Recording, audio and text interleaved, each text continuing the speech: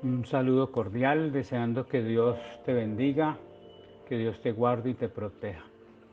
Voy a compartir esta mañana la lectura del Evangelio de San Lucas en el capítulo 22, a partir del versículo 8, y vamos a leer hasta el versículo 23. Lucas 22, del 8 al 23, dice así: Y Jesús envió a Pedro y a Juan diciendo: Id, preparadnos la Pascua para que la comamos. Ellos le dijeron: ¿Dónde quieres que la preparemos? Él les dijo: He aquí, al entrar en la ciudad os saldrá al encuentro un hombre que lleva un cántaro de agua. Seguidle hasta la casa donde entre. Y decida al padre de familia de esa casa: el maestro dice: ¿dónde está el aposento donde he de comer la Pascua con mis discípulos? Entonces él os mostrará un gran aposento alto, ya dispuesto, preparad allí. Fueron pues y hallaron como les había dicho, y prepararon la Pascua. Cuando era la hora, se sentó a la mesa, y con él los apóstoles. Y les dijo: cuánto he deseado comer con vosotros esta Pascua antes que padezca. Porque os digo que no la comeré más hasta que se cumpla en el reino de Dios. Y habiendo tomado la copa, dio gracias y dijo: tomad esto y repartidlo entre vosotros, porque os digo que no beberé más del fruto de la vid hasta que el reino de Dios venga. Y tomó el pan y dio gracias y lo partió y les dio diciendo: este es mi cuerpo que por vosotros es dado, haced esto en memoria de mí. De igual manera, después que hubo cenado, tomó la copa diciendo: esta copa es el nuevo pacto en mi sangre, que por vosotros se derrama. Mas he aquí, la mano del que me entrega está conmigo en la mesa. A la verdad, el Hijo del Hombre va, según lo que está determinado, pero ay de aquel hombre por quien es entregado. Entonces ellos comenzaron a discutir entre sí quién de ellos sería el que había de hacer esto. Dice también en el versículo 24: hubo también entre ellos una disputa sobre quién de ellos sería el mayor. Bueno, pensemos y reflexionemos un poquito en este pasaje. Hoy estamos en un día denominado Viernes Santo. Es un día donde a nivel mundial muchas personas, dependiente o independientemente de sus creencias, de su religión, eh, se está recordando esta etapa de la vida de Jesús, este momento histórico. Es un momento histórico donde se recuerda que Jesús murió hace más de 2000 años, murió crucificado, murió en una cruz, y esa muerte no se quedó allí, sino que trascendió a la resurrección, y la resurrección trajo como resultado la vida eterna. Pero quiero hablar un poquito acerca de este término, la Pascua. Cuando Jesús le dice a sus discípulos que preparen la Pascua, pues es necesario que recordemos que la Pascua era una fiesta judía. Esa fiesta judía que fue instalada desde el libro del Éxodo en el capítulo 12, fue instalada por el Dios eterno, y fue instalada en el momento en que Israel se preparaba para salir de Egipto, ya que habían permanecido 430 años como esclavos, y en medio de esa esclavitud que trajo tanto sufrimiento, tanto dolor, Dios levantó un hombre llamado Moisés, y ese hombre fue el encargado, el que Dios usó para sacar a Israel de Egipto. Pero dice la historia que el día o la noche antes de que ellos salieran, ¿sí?, Dios había preparado, les había dicho, ¿sí?, con anterioridad, que debían preparar un animal, un cordero, que ese cordero no debía tener ninguna mancha, ninguna falla, es decir, tenía que ser un animalito perfecto, sin ningún defecto. Ese cordero tendría que ser un animal que no tuviera ningún impedimento, que no tuviera una patica dañada, un ojito lastimado, es decir, que fuera un animal perfecto. pero también tenían una instrucción y esa instrucción era cómo preparar el cordero. Dice la historia en Éxodo que ese cordero tendría que ser preparado al fuego, es decir, que no lo debían cocinar, no debían hacer, digamos en nuestro contexto, sopas o caldos, ¿sí? Sino que tenía que ser asado al fuego, ¿sí? No debían ser rotos sus huesos, ¿sí? Debía consumirse todo el cordero. Ese cordero iría acompañado por un pan que hacían, un pan sin levadura, ¿sí?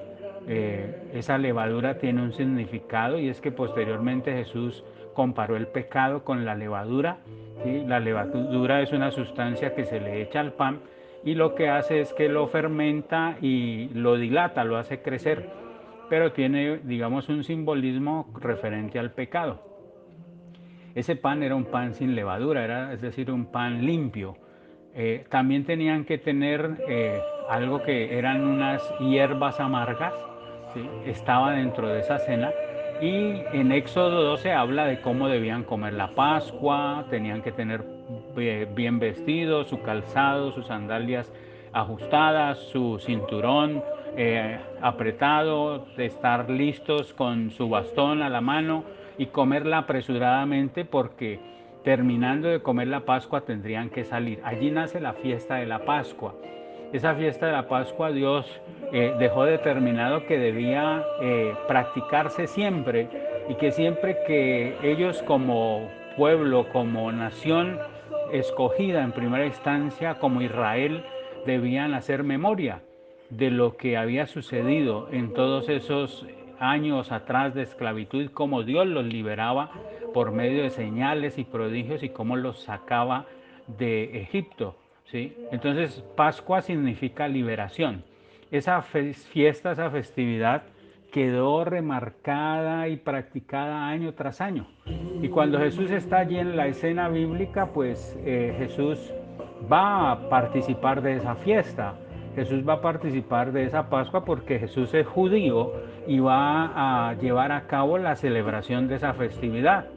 Dice el texto que leímos en Lucas que los discípulos le preguntaron que dónde comerían esa Pascua. Él les da unas instrucciones. En esas instrucciones les dice que hay un lugar, hay una casa, pues un segundo piso, un aposento alto, y que en ese lugar es donde se van a reunir para celebrar esa Pascua, esa última comida que él tendría. De ahí que posteriormente surgió el nombre a esa cena, se le llamó la última cena, esa última comida, porque fue la última comida que tuvo Jesús en vida como ser humano, ¿sí?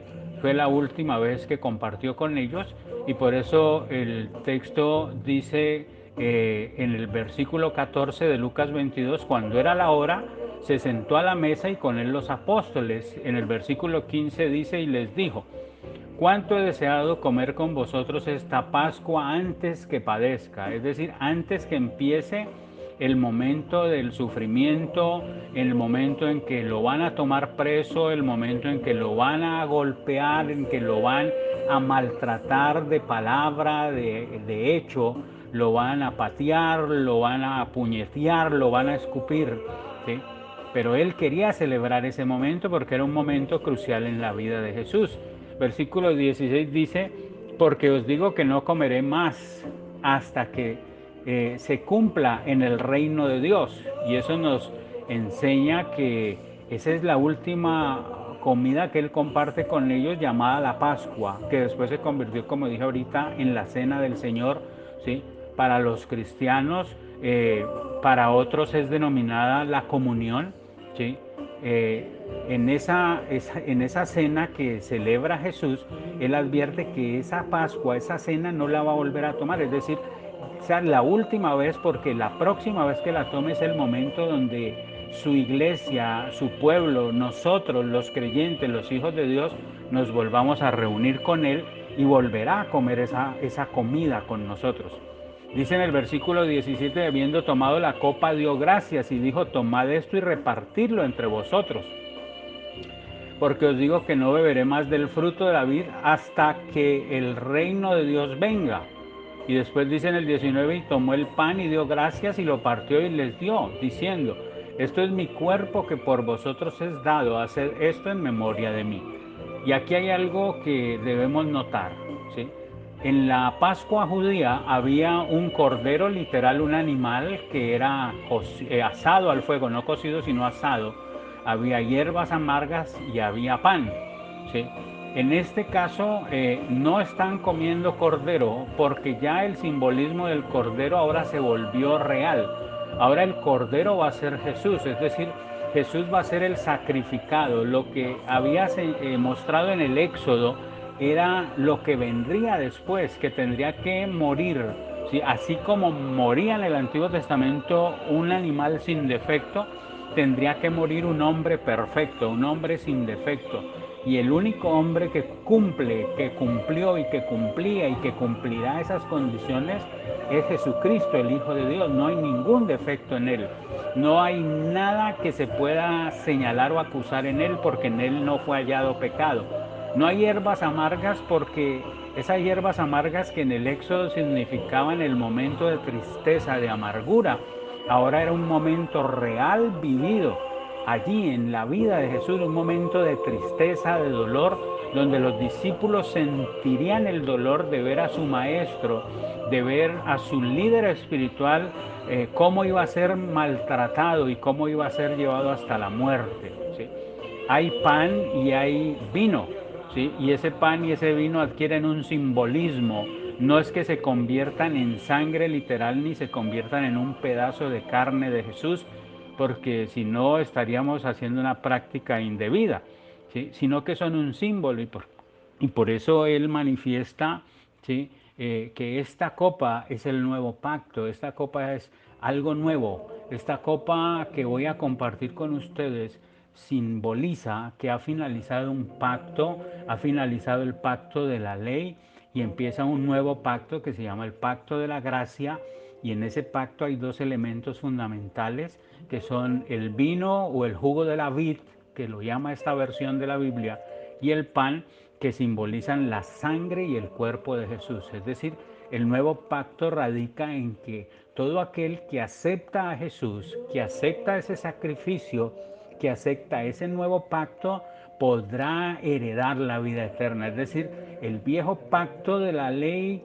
ha quedado atrás y ahora viene un nuevo pacto que se llama el pacto de la gracia, el pacto de recibir la salvación por la fe en la obra de Jesús en la cruz del Calvario. Esa obra sucedió ya hace más de 2020 años, ya pasó, ya Jesús murió, ya Jesús resucitó, Jesús hoy está vivo, dice la palabra que está en la eternidad, en el reino de los cielos, dice tipológicamente que está sentado a la diestra del Padre, ¿sí? Y dice que un día de venir desde allí. Jesús no siguió muriendo año tras año, Jesús está vivo, Jesús dejó ya la muerte atrás, venció la muerte, y por eso todos los que hemos creído en Él y lo aceptamos somos llamados más que vencedores, porque dice la Escritura que no moriremos eternamente.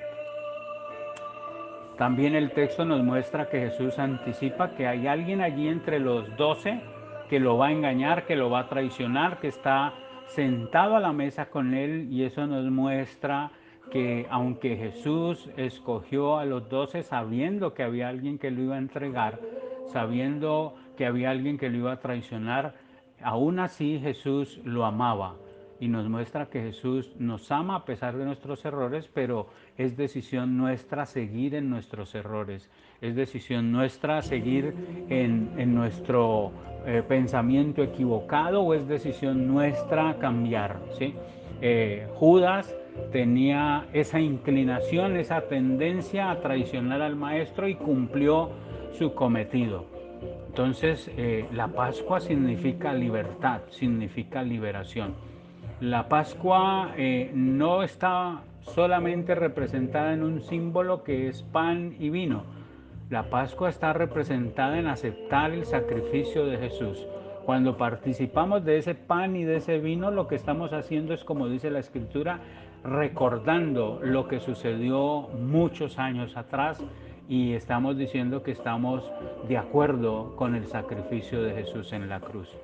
Así que si tú has aceptado a Jesús, si tú tienes a Cristo en tu corazón, tienes esa celebración, esa festividad, porque Pascua es libre, eres libre de las ataduras del pecado, de la muerte eterna y de la obra de Satanás.